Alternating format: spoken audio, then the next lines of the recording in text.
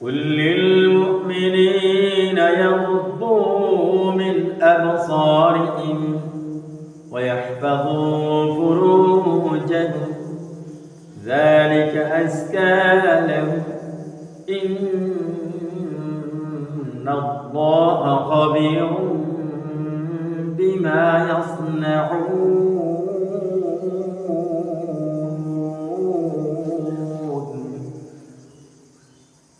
আল্লাহ তাআলা বলতেছেন, এই প্রিয় মুসলিম ভাইয়েরা খেয়াল করেন, আমরা তো ঈদের খুশি করব, কিন্তু ঈদের খুশি করতে গিয়ে আমাদের ঈদের দিনে যেই পরিমাণ গুনাহ হয়, আমাদের যেই পরিমাণ নজরের খেয়ানত হয়, নজরের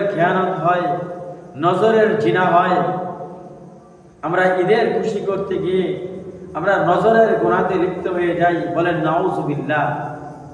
আল্লাহ তাআলা তার কোরআনে হাকিমের মধ্যে আল্লাহ নবীকে উদ্দেশ্য করে সমস্ত আল্লাহ ঈমানদার বান্দাদেরকে বলতেছেন, হে রাসূল আপনি বলে দেন, হে নবী আপনি বলে দিন, পুরুষদেরকে বলে দিন, তারা যেন তাদের দৃষ্টিকে নিচু রাখে, অবনত রাখে এবং তাদের লজ্জাস্থানকে হেফাজত করে, এইটাই তাদের জন্য পবিত্রতম নীতি, শুদ্ধতর।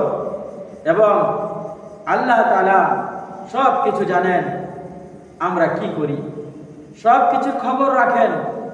এর জন্য পবিত্র ঈদে আপনি আমি আল্লাহর এই হুকুমের প্রতি শ্রদ্ধা বোধ রেখে, প্রিয় মুসলিম ভাইয়েরা, পুরুষেরা যারা আছি, আমরা ঈদের আনন্দ করব, আমাদের নজরকে পরনারী থেকে হেফাজত করব।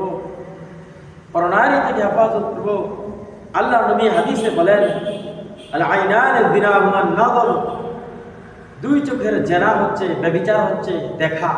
নাউজুবিল্লাহ বলেন। এর জন্য আপনি আমি দুই চোখকে পরনারী থেকে হেফাজত করব। ঈদের খুশি করতে গিয়ে আমরা নজরের ব্যাপারে আমরা সতর্ক থাকব। সবচেয়ে বেশি ঈদের দিনে, ঈদের খুশি করতে গিয়ে ঈদের দিন, ঈদের পরের দিন, এর পরের দিন, কয়েকদিন পর্যন্ত যেই গুনাহগুলো হয়, তার মধ্যে সবচেয়ে বড় গুনাহ হচ্ছে নারী পুরুষের বেপরদার গুনাহ। বাজার ঘাট, মার্কেট, চতুর্পাশে বেপরদায় সয়লাব হয়ে যায়।